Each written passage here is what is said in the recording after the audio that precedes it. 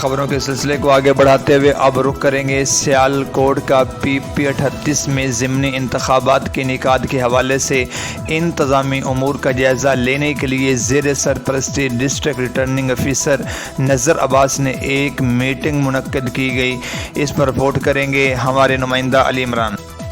جی بالکل، میٹنگ میں returning officer Abrar Ahmed Jatoi, deputy commissioner Sialkot, additional deputy commissioner revenue, district election commissioner Sialkot, district monitoring officer 38 PP، assistant commissioner Sialkot, chief executive officer education اور دیگر افسران نے شرکت کی۔ میٹنگ میں انتخابات کے متعلق تمام انتظام امور پر تبادلہ خیال کیا گیا۔ میٹنگ میں ڈسٹرکٹ ریٹرننگ آفیسر اور ریٹرننگ آفیسر نے اس عمل پر زور دیا کہ اس انتخابات آزادانہ، منصفانہ اور شفاف انعقاد کے لیے تمام اداروں کا تعاون اور ان میں ہم آہنگی ضروری ہے اور اس عمل کو یقینی بنایا جائے گا۔